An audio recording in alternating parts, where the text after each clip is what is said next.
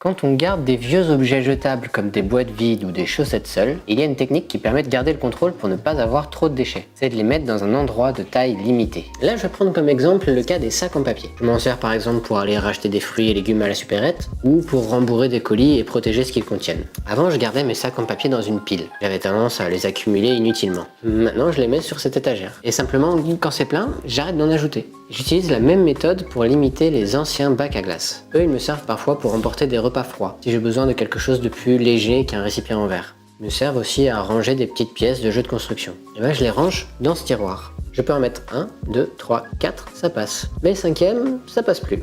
Alors j'en garde 4. En fait, avoir cette taille limitée, c'est un très bon moyen pour diminuer la charge mentale. On définit une fois pour toutes l'espace qu'on attribue pour garder toutes ces choses, et après ça, plus besoin de réfléchir, de se dire est-ce que je vais m'en servir, est-ce que j'ai la place pour ça. Simplement, s'il reste une place, je le garde, sinon je m'en débarrasse.